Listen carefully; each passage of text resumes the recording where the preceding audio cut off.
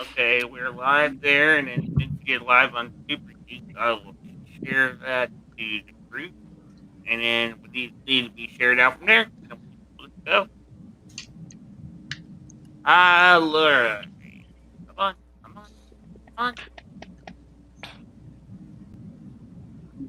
Share that to the group, No, no, and no, no, then no, we no. Just give me a link to share, please. There we go.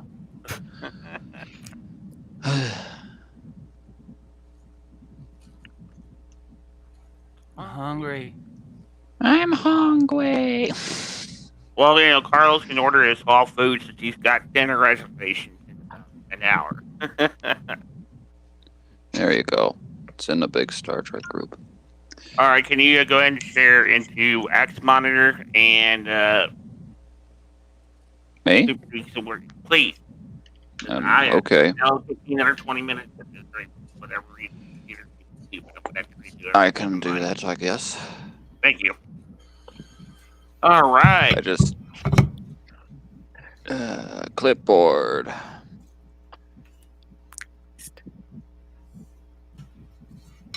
We already got 4 live, 7 watching.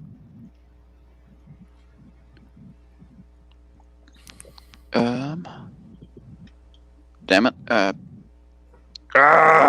Stupid keyboard. Don't you laugh at me. It's okay. We all have the big finger for little key problem. No, mine's just being stupid and deleting things I don't want it to delete. Please remember, we are live at the moment, so. We lost. Well, hello, everybody. Hi, everybody. Hello. Hello.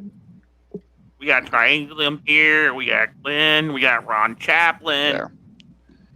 There. You're in Axanar Super Geeks in the Star Trek group. You guys are That's live it. already. We are live on YouTube and Twitch, so we are good to go. All right.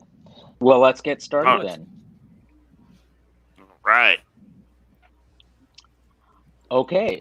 So, folks at home, thanks for joining us. We are, this is a special edition of the Real Super Geeks, which is focusing on Axanar and its report yesterday that with the release of the CBS settlement with Axanar, confirming a lot of things a lot of us have suspected for a long time in terms of allocators and Axanar's not adhering to the terms of that settlement. Now, the settlement is out in the open for the public to look at what Axanar has been doing, particularly around merchandising and fundraising, both of which are not allowed under the terms of that agreement.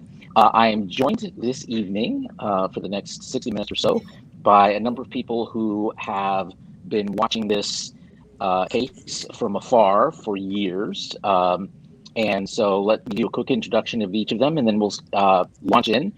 And if you're watching, please feel free to post your questions, and we'll be happy to answer them. So, Justin, how about if we go to gallery view, and I'll just do a quick round robin of everyone who's joining us. So I'm going to start off first with Janet Gershon-Siegel, who is an attorney, formerly with the G&T show. She did a lot of the early coverage and commentary of the Axanar lawsuit back in 2016 and 2017.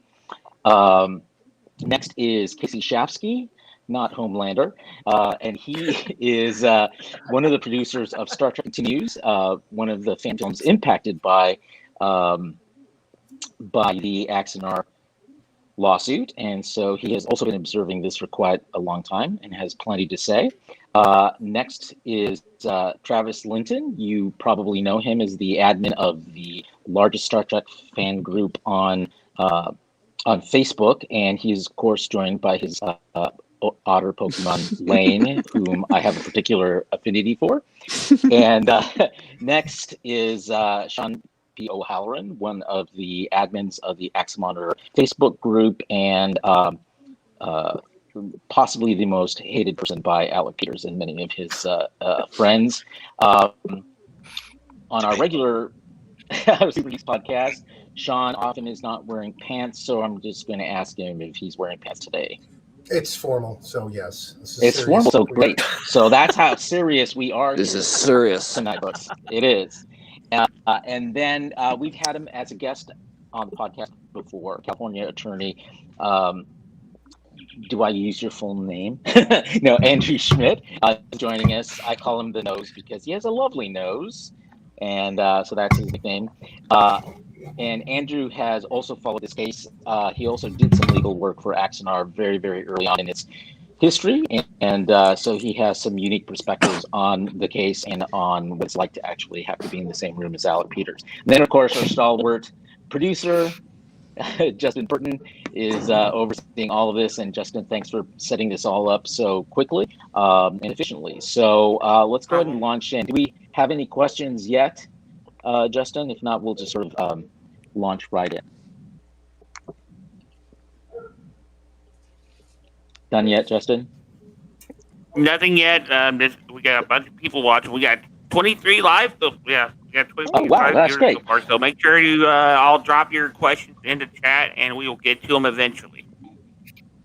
Indeed. Okay, so let's start off with an opening statement. I have not spoken to Janet in quite a long time, and she, of course, has a lot of wonderful and unique legal perspectives on this case. And now that we finally have seen the settlement, Janet, what was your reaction to what you read about what he is and is not adhering to? And then I'd also love to hear what you think about the transcripts were released from their secret troll hunters group, in which they target opponents for all kinds of online and offline attacks, including trying to get longtime Axanar critic Sandy Greenberg fired from his job in the UK. So start us off, Janet. Oh my God! All right, so that was so you're starting me off really, really small. That's great to hear. Well, All right. So the first thing was that the settlement didn't really look very different from what I had expected it was gonna say. It was things that we had kind of suspected were in the settlement. You know, no public fundraising. You know, no selling merchandise and things like that. So that wasn't anything really new. It wasn't earth shaking. I would say also I think that the settlement agreement, I didn't see any weird loopholes to it. I didn't see anything where it was like, oh my God, you can't do this. You know, there wasn't anything like that at all. It looked very reasonable. And so not adhering to it is a big issue. And let me shift gears quickly to the Troll Hunters group, which I looked at some stuff. I didn't look at everything because it's life's too short. But bottom line, it was a lot of posturing. I feel, you know, at least I hope it was posturing. There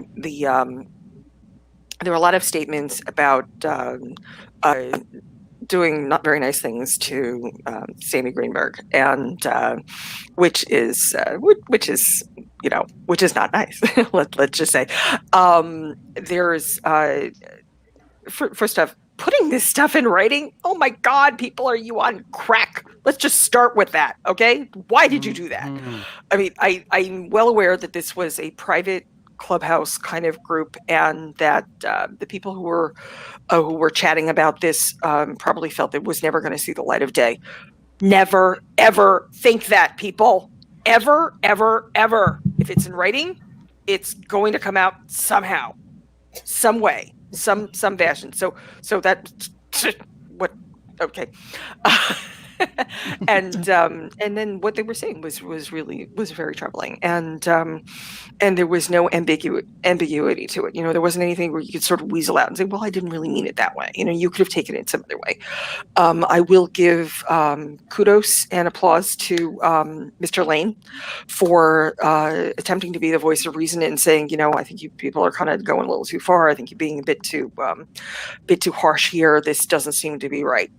I appreciate him making that effort. I wish that more of an effort had been made, though, because it just seemed that they, you know, were just sort of continuing at this. But like I said earlier, I believe it was an enormous amount of posturing, because we've all dealt with keyboard warriors. We've probably all been keyboard warriors at some point in our lives, and you know, and the less effort, time, money that something takes, the more likely the keyboard warrior is going to do it. So if anything required serious effort or time or money, then it just wasn't going to happen, and or the likelihood wasn't very high. Um, but similar to President Trump talking about liberate Michigan, go liberate Michigan, and half a dozen guys, who thought they were going to kidnap Governor Whitman. I think that there's sort of a similar kind of vibe here that, yeah, maybe it wasn't meant on the upper level, if you will. But if someone misinterprets that and then just sort of goes off half-cocked and decides, hey, they really meant it and I really should be, I got to go out and do something or whatever, or make the phone call or try to get, Sandy fired or anything like that, then that's where that gets dangerous. That's where that gets to be a problem, because now you're involving people in something that is, you're going. I mean, I realize I'm not completing sentences here, but it's because I'm so flabbergasted at the fact that this is a fan film, for crying out loud, people. It's a fucking fan film. It's not. We are not curing cancer here. We are not. We are not making law here. We are not. Sending people to the moon. It's nothing of the sort. It's a fan film. Why the hell did anybody even go there? Excellent. Anyway. So I want to come back. I want to come back to the topic of Jonathan Lane in a little bit, but I think it's probably a good idea for us to give some context around why this is news, why it happened and broke this weekend, and what bearing that has on what we've learned about the past and what we're going to see in the coming months around this particular lawsuit through which these documents became public. So for that, rather than flapping my mouth about that, let's go to Sean P. O'Halloran, because you had a little bit to do with that. So Sean, want to give us a quick 30-second rundown on how this came to light and why that's important? How these documents came to light. Well, of course, this is all included in the counterclaim from Paul Jenkins for Alex Ridiculous defamation lawsuit against him. So I'm being distracted here. And basically, as I pointed out from the very beginning, that because it's quite apparent that Alec wrote his own complaint. And that, besides just the wording of it, the fact that he had 16 pages of complete nonsense in it, that was just laying all of his cards out on the table. And of course, whatever you put in a complaint, the respondent has a right to respond to it. So in terms of the defamation and all these things that Paul counterclaimed with, there was plenty out there to dispute, plenty of things that Paul had to dispute all of the claims by Peters.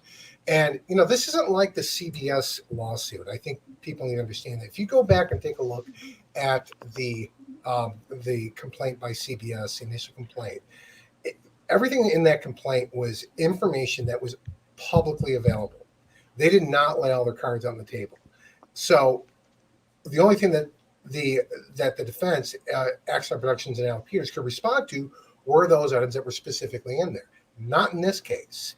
So while we had to, while we were, all these exhibits and all this evidence was hidden from us during the discovery process, that was not the case this time, because basically what Alec did was open the door to pretty much bypass a ton of the discovery process by allowing Paul to add all of this in. Where it becomes particularly interesting is the fraud claim, because according to Paul Jenkins, Alec Peters made very specific assertions about what the settlement with CBS allowed them to do and what it did not allow them to do. And he, when pressed on this, he says, well, it's in my settlement, but I can't show you because it's confidential. So Paul finds out after the fact exactly what's in that settlement. Somehow his team gets their hands on it and discovers that the entire time that Alec Peters was lying to him and defrauded him to do certain things that exposed his company and himself personally, because he was not allowed to do any of these things that he claimed to be allowed to. For example, one of the big things that sticks out is the paying of cast and crew, completely barred in that settlement. So, the fact that regardless of how that Paul acquired a copy of that settlement, it becomes absolutely relevant to his defamation claim for his fraud claim in explaining, showing exactly what Peters lied about and what they relied on for the actions they took as a production company and as he took personally. So I think that's the answer to the question you're looking for. Is that where we're going with this?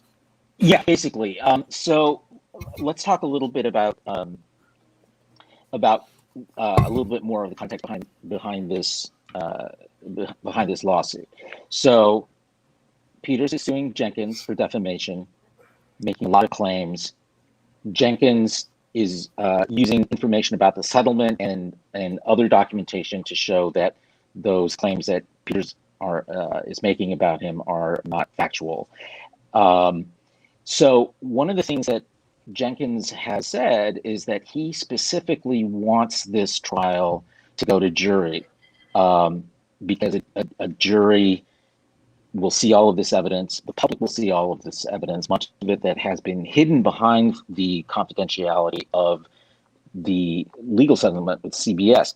One of the biggest differences between this legal action and the CBS action was that all those parties were trying to avoid going to trial for their own reasons. Here, going to trial is exactly what Paul Jenkins wants, because that's how these documents become public.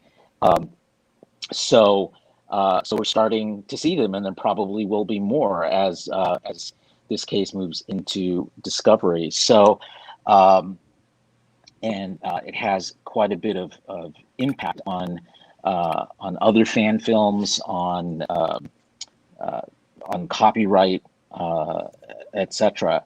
I'm going to throw this question to you, Casey, because you've been a long-time observer with this. Alec Peters. You've also been a producer of one of these kinds of films. What's your reaction? How do you think a jury is going to react? Is it wise to want to take it to a jury? What do you think? I don't think it's too wise to take it to a jury. I mean, as Janet was talking about earlier, we're not curing cancer. Fan films, we're not curing a hangnail.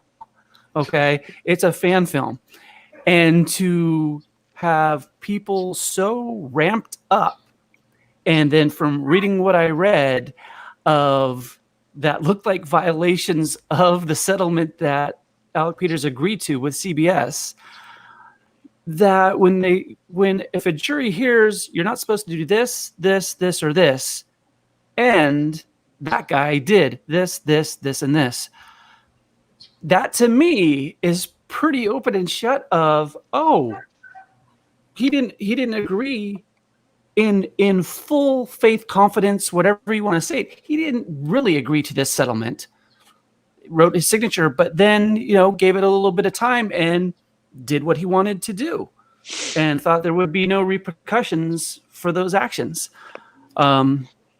When we were filming our stuff, CBS was very nice and gracious to us, but also said, we'd like you to wrap things up. And we said, okay, sure, we will. And I think if you work well with other people and you're respectful, that can change everything. And then when you're not respectful, that can blow up in your face. Yeah, I wanted to point out something about this too, and that the ramifications for CBS of this lawsuit, or the settlement coming to light.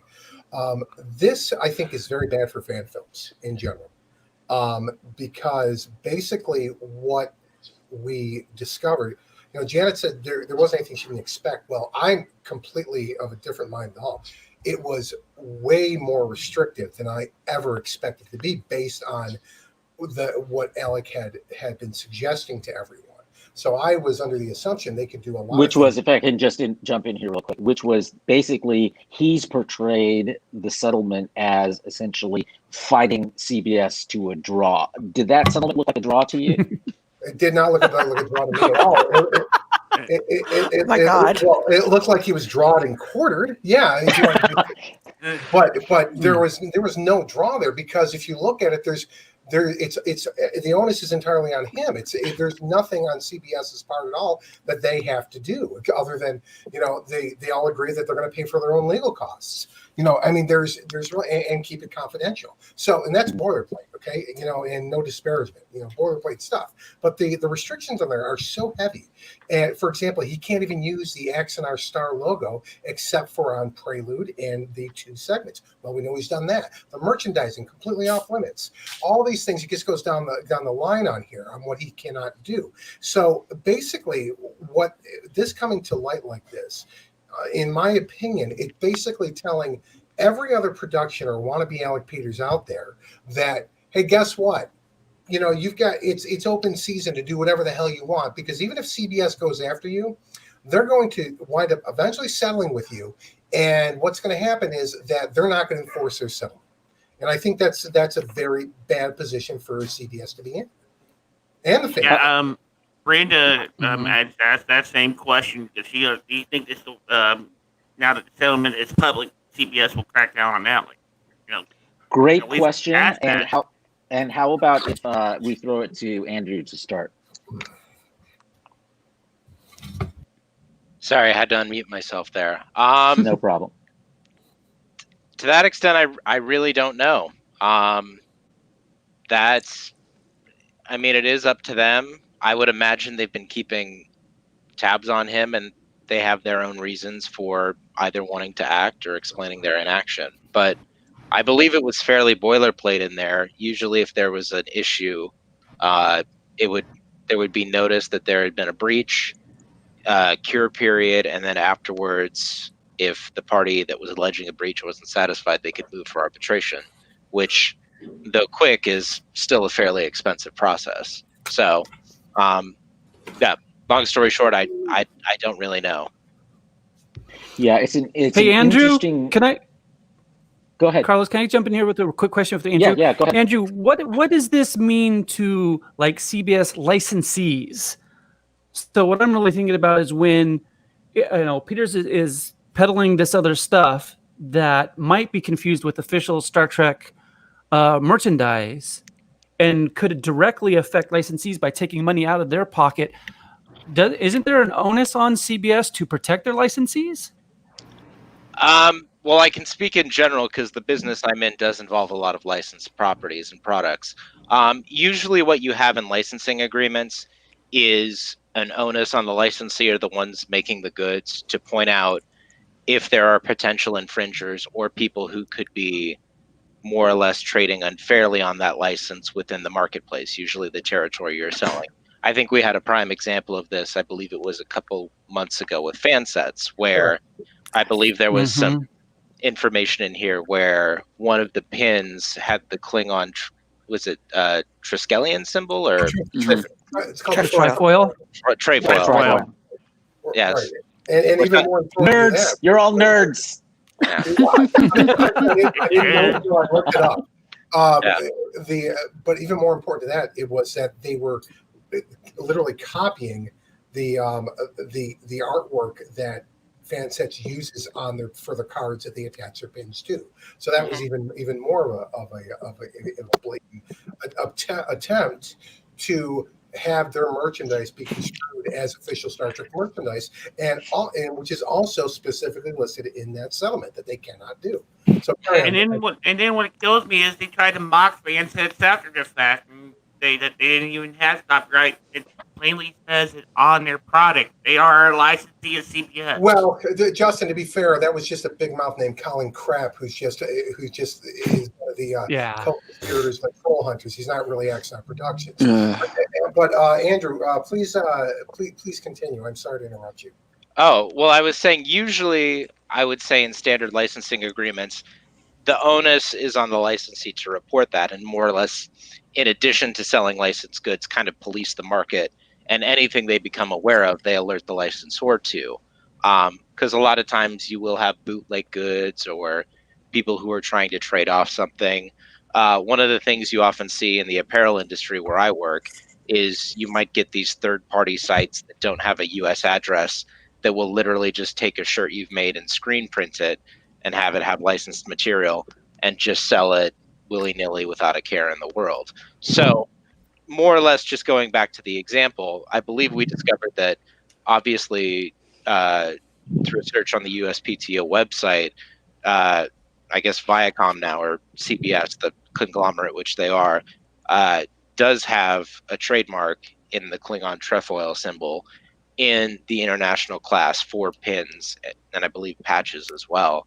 So knowing that Fansets is a licensee, I have no idea whether their license is exclusive or non-exclusive, but they would, my guess, based on how certain licensing agreements are worded, have an affirmative obligation to, upon finding that out, report that to the licensor, and then it's within the discretion of the licensor whether they not want to go after those third-party infringers. Yeah, according to Fansets on our Axanar group, they did indeed report this to CBS, to the licensor, and of course, what has happened with that? No idea. But here's the reality: those pins are still up on that website. Mm-hmm. Yeah. Indeed. I want to go over to Travis for a little bit. Travis, you sit in a unique position as the admin of Facebook's largest Star Trek group, and so you've seen firsthand how divisive the Axanar issue has been over the years. Yes. Curious what you think about. Do these revelations? Do you think they're going to make things more divisive? Is there going to be more controversy, or is it going to solve a lot of the controversy now that we have some facts to back up what folks have suspected about Peters and his activities? That's a good question. Personally, I mean, like, over the last few years, the issue of Axanar has been kind of quiet in the group. It got to a point actually where we very much had to say, look, we gotta watch what comes in as far as Axanar is concerned, because whenever it does come in, it did start up a big fire, and it was just something we just kind of started ripping our hair out over, and we're just like, okay, we're done with it, no more. And but I mean, like, I do remember when Colin was in the group, and he often stirred up a lot of things. He was very much one of those, like, oh, don't believe the lies that Carlos throws at you. Don't believe the lies that these guys throw at you. Axanar is going to be the greatest. It's going to be, he was very much the pro Axanar guy. And it got, I don't remember when we got rid of him, but he was very much a troublemaker. And I mean, especially like hearing some of the things that he's said over the last few days, particularly in like trying to, off Sandy Greenberg, I actually found kind of shocking, because I mean, like, I feel like you could get in serious legal trouble with that. Like, as far as like the police are concerned, if you're making threats like that online. I mean, that's just me, but I mean, the only other person who might have any kind of connection to the Axanar crowd in the group right now would be Jonathan Lane, who, I mean, I have no personal beef with. I know some people don't really care for him. I do believe that his heart is genuinely in the right place and like wanting to make something nice and make something good. And I do also give kudos for him for saying like, hey guys, like, what are you doing here? Like, too much. But as far as the recent, like, what this will bring up, I mean, I've seen some people like saying like, hey, these three ex-Axanar directors are putting out a documentary. They're trying to expose Alec Peters. And I mean, like, it's definitely stirring some things up. I believe it'll definitely get some people thinking. expose more people to what really is going on. So it'll be interesting to watch over the next week or so. So let's talk a little bit about Jonathan Lane.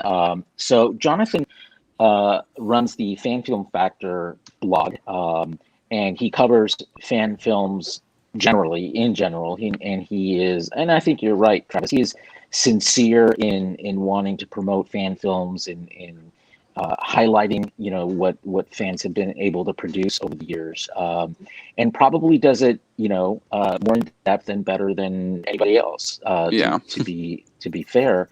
But he also has this role as I generally refer to him as Axanar's chief apologist, because he will spend literally thousands of words justifying everything that Peters has done that is of a questionable nature.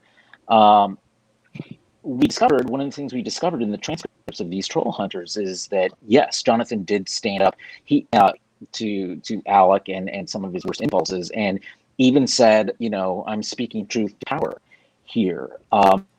And Peters lashed out at him, lashed out at his wife, who's a California attorney who's been trying to moderate just how far she wants her husband to go in some of these questionable activities and discussions.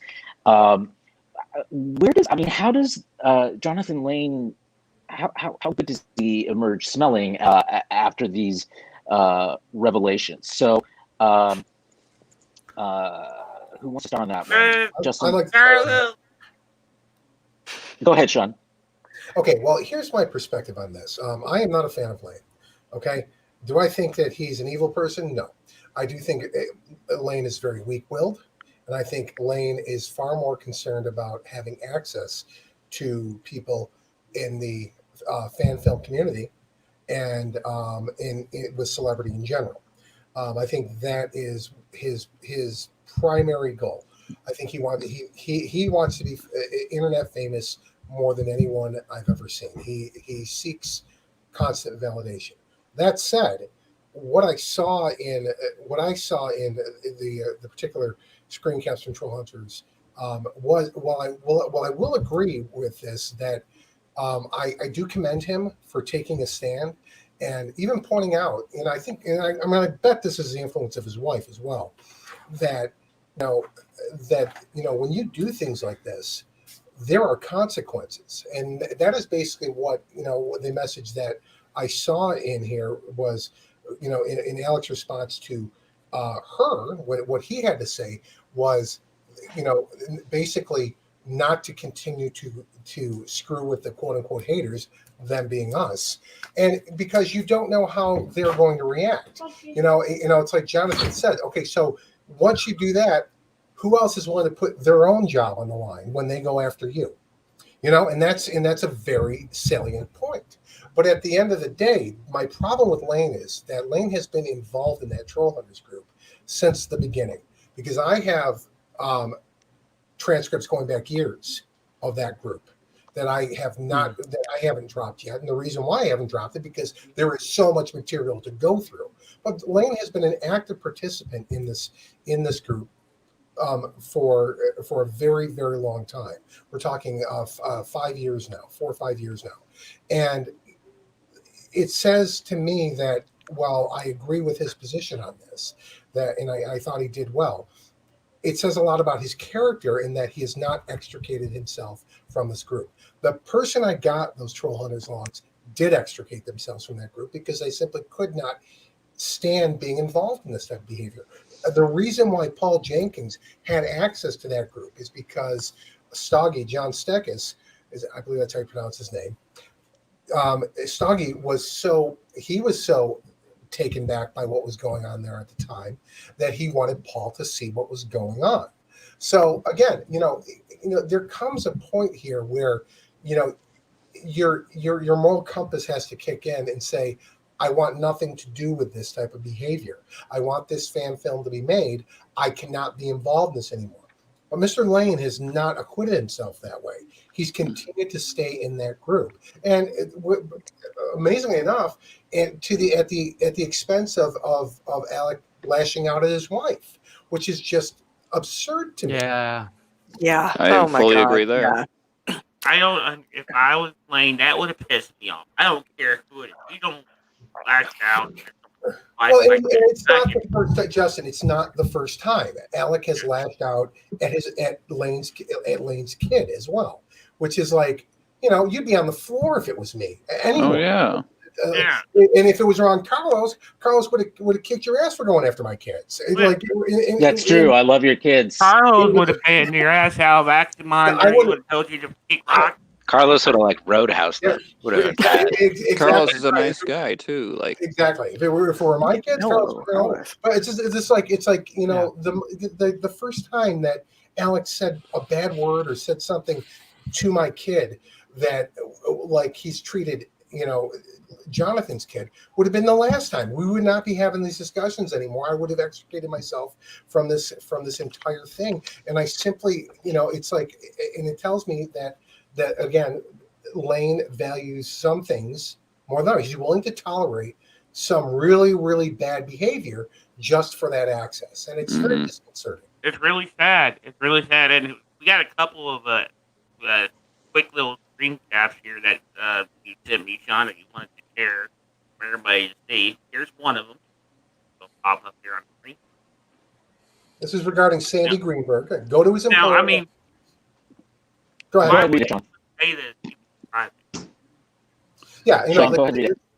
Yeah, he says go to his employer unless you have someone to take him out.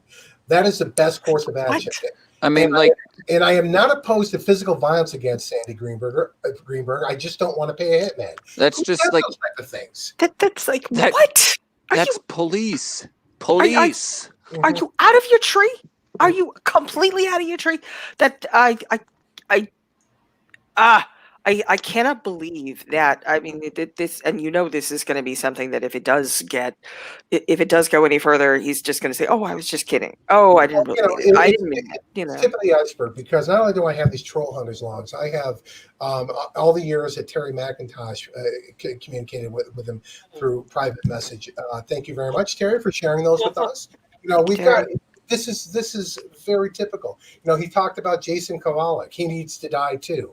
And Terry's saying, "Well, yeah, I'm not even going to have that conversation." That? And it's I agree with you that there is a lot of posturing there, but it's like knowing Alec Peters as we do. It's like whether he actually intends on doing it, it's that he really wants to enough that he's willing to put that in writing and making it so that it can be scraped up one day on the internet. That's what's so bizarre. I think one of the important pieces of context around statements like the one that we see on the screen is that it's not a one-off statement. If you look at these transcripts, what you see is that there are dozens of these messages, one after another, in which they are making active plans. They're not just shooting off their mouths; they're making active plans. And the one we're seeing right now from Colin Krapp is part of this ongoing conversation. And again, if you download the amended complaint, Paul Jenkins' amended complaint, and go to the attachments at the back, you'll see these chat logs and that these quotes are drawn from, and you'll see contextually that there's one after another of exactly these types of statements. They're not just coming out of nowhere and then people move on to something else. So this one, Colin says, "We're all sick of Sandy Greenberg. He needs shutting up, but it needs to be well-armed, well-planned, and above all, permanent." And that's a pretty scary thing. And of course, I don't want to imply that Colin is talking about like literally well-armed, but he is talking about about taking action, about taking plans in order to me that looks like we're gonna get a little group together and go hurt somebody, and that's very scary. That they're even I think this goes more to what Janet has said about it's whether the intent is there by the people who said these things or not. Let's not forget that you've got Jeff Craig in that Troll Hunters group too. Jeff Craig, who stalked me while he was here in Las Vegas, telling me he knows where I live and that he was going to come to my house to pay me a visit while he was here for NASCAR. So he said the same thing to me here in Dallas. He told me my address and said he was going to come pay me a visit and talk it out in person. Yeah, no, you don't do that. He wanted me to face him off at the Santa Fe Hotel where he was staying, which Jesus is not Christ. which is not far from my house at all. And it just it's you have to consider, even if this is me giving Peters and Crap serious benefit of the doubt here. You have to consider who the other people that you're suggesting these things to, how far they might take it, and guys like Jeff Craig's a lunatic. So I mean, it's you really never know. And That is concern. yeah, I mean, I got people like Greg, he made a point like my job, I can go anywhere I want, and that's a scary thing whenever you got people talking like this in a private group. I mean, who knows what they're capable of? Right. just a quick Yeah. point. I'd like to do a little blast from the past here. Seeing as, obviously they're making all of these comments and somehow think it's funny. Does anybody remember, I think it was Comic-Con 2015 or 2016, there was some woman who was there who tweeted a picture of Peters and said, one push over this balcony and, this whole Axanar debacle would go away, and how Right. much Peters flipped out about that. Correct. Saying, Oh my God, Yes. yes. Yeah. Yes.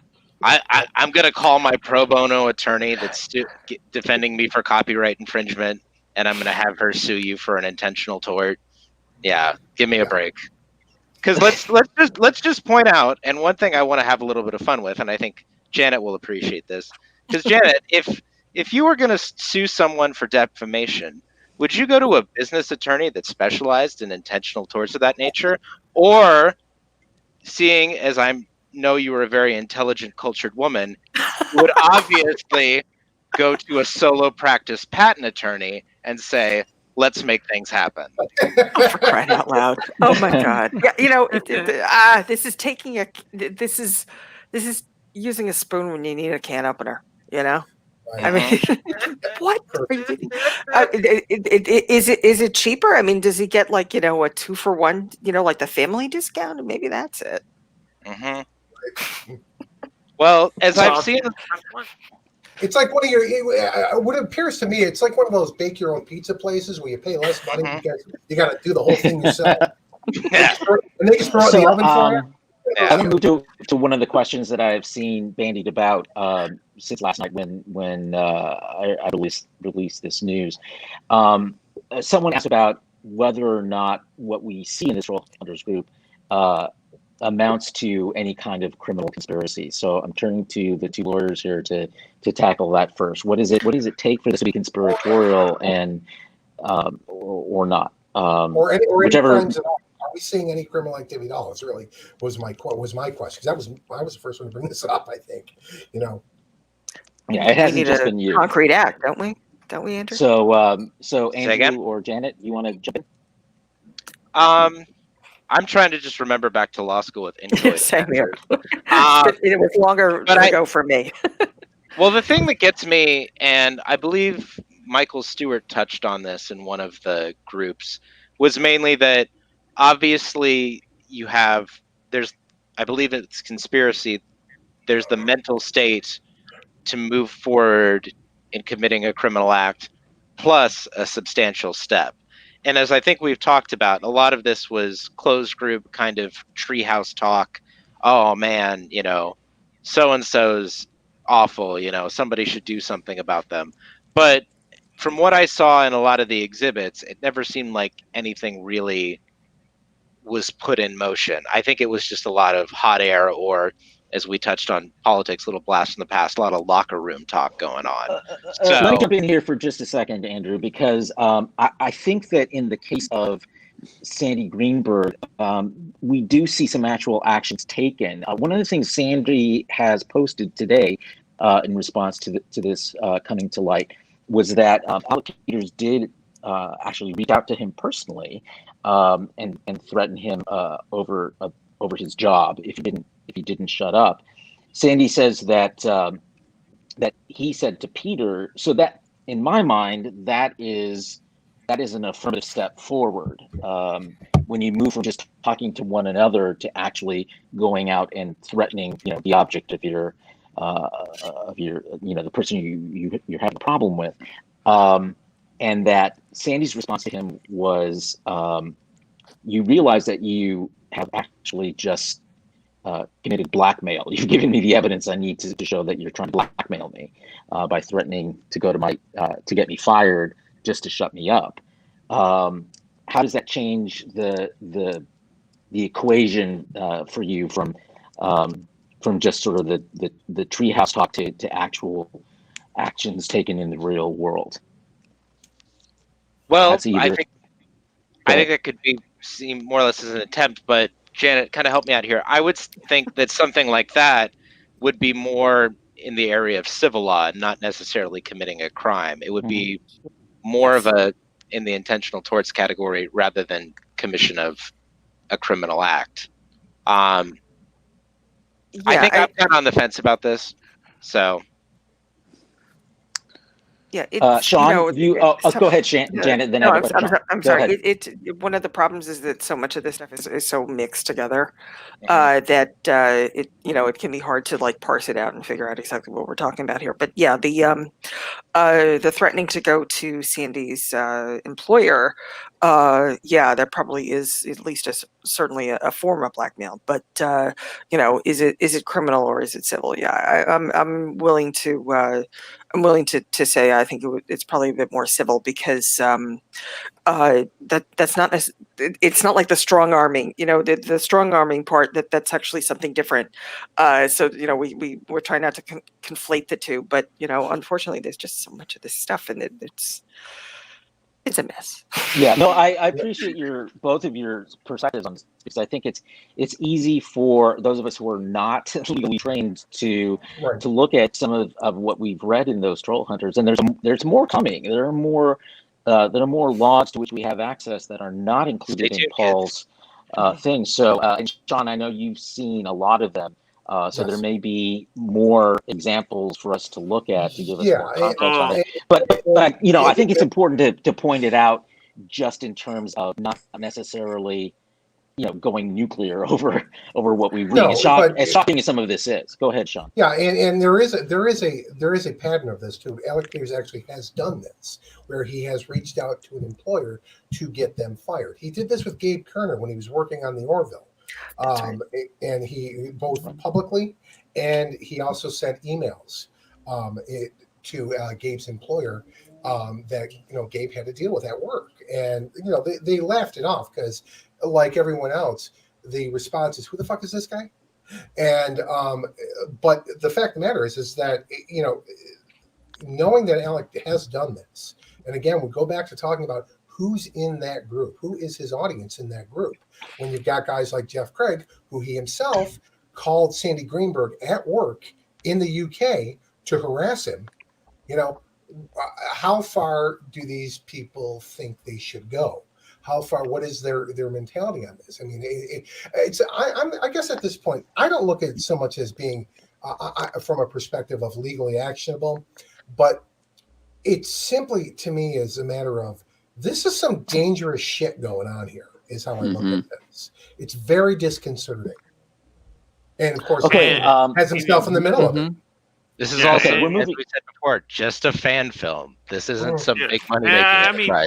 Right. Exactly. And I mean, I speak as a guy who has very much been taken a side of neutrality on the whole situation. I mean, I have very much often said, hey, I'm giving him the benefit of the doubt here. I'm hoping he gets his stuff done. I'm hoping he's successful with his project. I mean, yeah, I'm not going to say I'm completely turning a blind eye to a lot of the controversies that have arisen from it. But I mean, if I'm completely in the gray here from everything I'm seeing right now and hearing from all of you, a lot of you guys are saying things that I was not aware of, and hearing some of it, I'm just thinking to myself, why am I still giving this guy the benefit of the doubt? This guy needs help. He needs help, and I mean, it is scary. I mean, I don't see how anybody in their right mind can defend this guy. I mean, wanting a fan film is one thing, but this guy is just, I'm sorry, but he's just going crazy, and it's kind of surreal. I'm not gonna lie, it's a little surreal. Yeah, no, I Well, appreciate and- your. Yeah, we're moving into our. scary. Go ahead. Hang on just a Really, second. really We're scary. moving into our last 10 minutes, so I want to. So I'm going to be a little more, intervene a little bit more than I would normally. So, Travis, first to you. I appreciate your perspective on this because, as someone who's not been in the weeds, with this, like probably most of the rest of us here have, I think your perspective is an important one to hear, just for us to make sure that we're not, overblowing this. And I think that's important for us to sit back and make sure about as well. One of the things that we build for this particular conversation was around the ideas of the downfall of Axanar. Is it a fair statement? Do you think it's going to lead to the downfall? If so, why? And if not, why? Let's start with Casey. So of Paul's lawsuit being the downfall? Well, all of this, Paul's lawsuit, the public, the settlement be going Okay. public. Paul's lawsuit obviously is kind of a big part of this, but if it hasn't happened by now, if you haven't filmed 2 15-minute segments by now for a fan film, then it's done. This is not supposed to be a business. It's supposed to be a fan film. And for how many years it's been, and if the amount of support keeps waning and going down and down and down, and then all of this comes out, this might shake some other people saying, you know what, I just don't want to be involved. And then you'll get the hardcore believers who will stick with him. I mean, and give him money for a storage unit in Georgia. And, that'll be that type of thing. But it's a half hour of content. Get it done. Half an hour, not even half hour of full content, because you would still be doing, credits and such in that type of thing. Just get it done. It's a fan film. This is not a business model.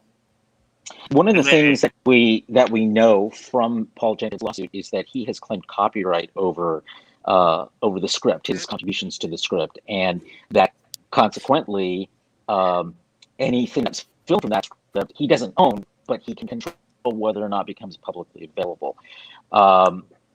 And so that is forcing Axanar in many ways. It erases 3 years worth of work. Peters has already said that he's planning on reshooting it all because, of course, it was terrible footage. When a year ago it was great footage. But given the fact that now 3 years, Carlos, 3 years for 30 minutes. Yeah. Ugh. Yeah. Ugh. Well, and man. we haven't even gotten And to 30 according to minutes. Alec, it's only half of it that's been filmed. According to Alec. Yeah, or about a third. But the Or point it's being all that now bad. he needs to raise money to now start over, basically. Does that lend more credence to the idea that this could be the downfall, at least just in terms of money? And I noticed we were joined by Mark Haynes, so I'm going to throw that question to you first. I'll say I heard the tail end of your question, and if I heard the question correctly, you're asking if this is going to give him kind of an ability to reboot the whole process and start over. Is that a fair? Well, we labeled this particular broadcast the downfall of Axanar, and I'm just curious what you think. Is it the downfall, and why or why not? You know what? I actually don't think it is, because I was since we heard about these latest developments with the with Jenkins, with Paul Jenkins' action, his countersuit and the documentary and all the other things that have come out in the last 72 hours or so.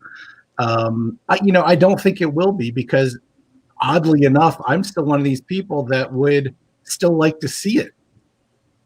So I mean, I would never ever in my life give Alec Peters money for anything.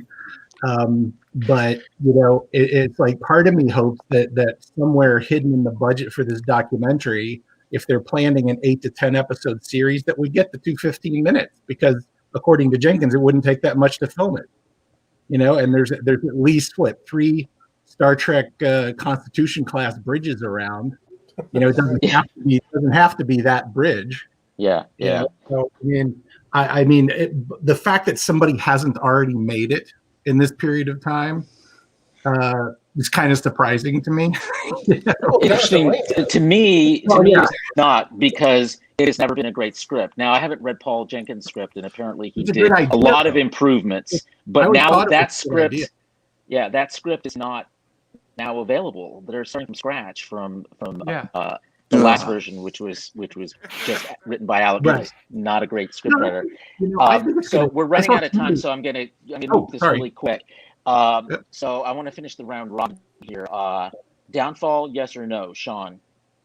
I think the whole thing will eventually result in a downfall. Where it stands now, it's going to be probably another year and a half before this is completely dead. But it is beyond life support. It is. If you unplugged it right now, it would be dead.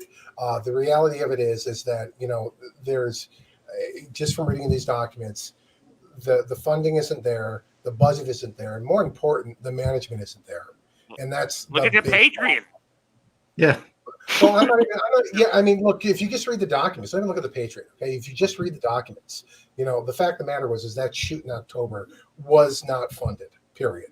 He robbed Peter to pay Paul, according to these documents. He withheld money from the, I think it's a Trek Cetera auction he did for the people up in Canada. And basically what he did was... by the way, we don't know that, so I just want to make sure that's clear. I'm alleging that the allegation is that he admitted to using money that was due to the Canadian government for that Trek Cetera auction. Again, I don't want to go too far down that road. My point being is that the funds are not there. We're not there. That is fair to say, yes. Right. Janet, downfall, yes or no? Oh my God, yes. Just very briefly, for my job, I write an hour and a half of content that goes onto YouTube every single week. That's a big part of my job. I write webinars, and granted, it's not stellar prose or anything like that. But if you have 3 years, you could whip that right, something of that sort right into this. Why this has not been made? There's no reason why it has not been made, except that this is being strung out forever. And hopefully this will stop it being strung out and end it finally. Put the nail in that coffin. I can't believe that he thinks actual producers can take this long on a project. I can't believe that. Really act like that. Boggles my mind sometimes. Justin, your turn. Downfall, yes or no? Downfall because one, we look at the Patreon. The Patreon has this tanked. Someone shared that one of the groups earlier today, and see the trend where it just goes down to like almost nothing, especially in the last couple of months. People are wising up, and I'm hoping, this is a wake up call for a lot of the people have been long-time donors. There's still going to be a few long-time faithfuls, like Carlos said. I mean, they're just not going to want to see the plane die, but I mean, he's had this long to make it. He was not told to shut down during Wall Street. He was not told to spend all that money. He chose, whatever he spent it on himself, cars, tires, shoes, it don't matter. We know he spent it. It did not go into the production like it was supposed to. And, okay, Travis, you get the last word on this question, and then we'll have one last question that will go around, and then we'll have to wrap up. So, Travis, you get to go next. If it doesn't cause the downfall, I'd say that the writing is definitely on the wall.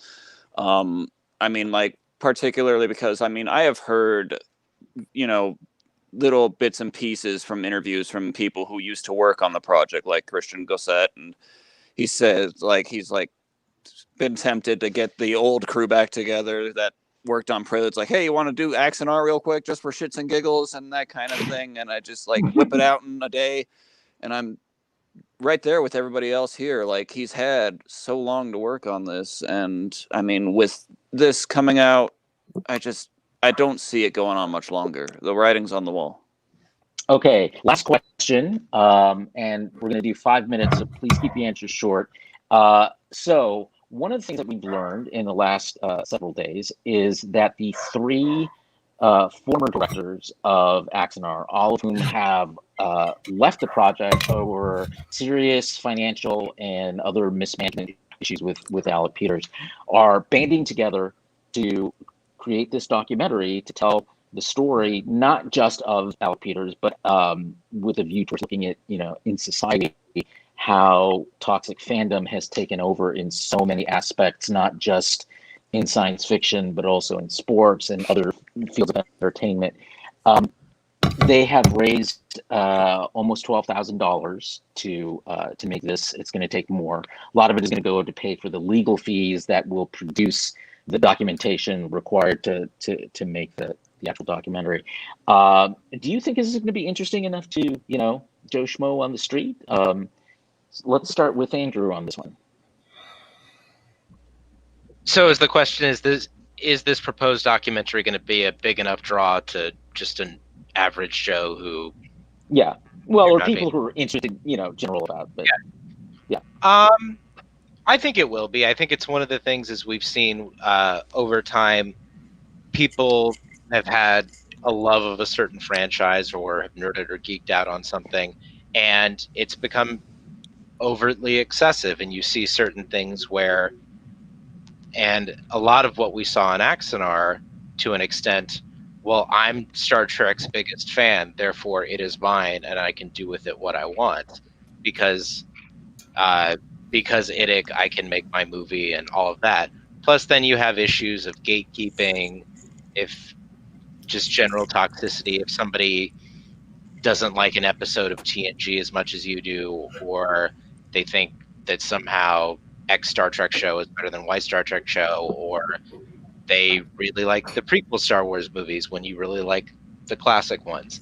I think it's become kind of a bone of contention with everyone, and I think for things that they've grown up with and leaned on them in times of happiness, times of sadness, that it's something they hold dear, and they've kind of warped that to their own mentality. So long story short, I do, because I think in terms of how pop culture has evolved and the place it holds in our society, it makes for a very interesting endeavor. Okay, Mark, you get to go next. I do think it will have that broad appeal, and I do think that the broad appeal will hold because people are experiencing that toxic fandom. If you were to expand that into just kind of toxic interactions in general, it feels like our entire kind of global culture is amped up on that. Maybe it's distorted a little bit because of the presidential election in the U.S. at this point, but there's that, and there's also the concept of it's a big ripoff. It's like people were fascinated by Bernie Madoff, who made millions of dollars on a Ponzi scheme that people thought were actual investments. And it's been 2 television movies, a mini series, and a couple of novels, I think, or something like that. But I think it will have that appeal. I think if you had the idea that Alec, as an example, as kind of the central spine to hang this on, as a guy who took the love of a particular program and basically made millions of dollars and has made his living on it for the last 5 years, of this kind of myth of making this movie. I think it's a compelling story. The closest thing I can compare it to is a Netflix show called Dirty Money, which, if you haven't seen it, it's fascinating. It's about all kinds of things of basically a person, an individual, or a company getting over on the little guy who already has enough problems, and so I think people are very interested in that. I think the documentary team also has the challenge, as they said, of like making sure there's an end to the story, so I should watch it. Okay, great. Because we're just about out of time, Casey, I'm going to give you the last word on the documentary, whether you think it's going to fly with an audience, and then we'll wrap up. Yeah, I think it will if they use Axanar as the hub of the wheel, and that there's more involved in everything else to grab people who, fan films of Star Trek is a niche of niche of niche. So if they can do that as your center core and work out from there to the other parts of fandoms that are nasty and, they got to be able to wake people up at 10 p.m. on a Friday night, and not have their mommy come and wake them out of bed. So you got to shake the rafters here and go for it. Yeah. Okay, a Absolutely. good last word. I want to thank everyone for joining us. We put this together really quickly. Thanks to Justin, our stalwart producer. Janet, thanks for joining us from Boston. Casey, thank you for your wit and wisdom. Travis, thank you for having Lane with you, and the unique perspective I think you bring to this conversation. Sean, thank you for all the work you've done in front of and behind the scenes to make this all possible. Andrew, thank you for your perspective and experience with Axanar. And Mark, thank you for your point of view, which I think is an important one around, Thanks how for having me. how Thanks for having me. fandom. Yeah, thank you. And It's been one yeah. long weekend for a lot of us. I know Carlos yesterday starved himself trying to get that newsletter out. He realized, about 3 o'clock in the morning, like, oh shit, I haven't ate yet today.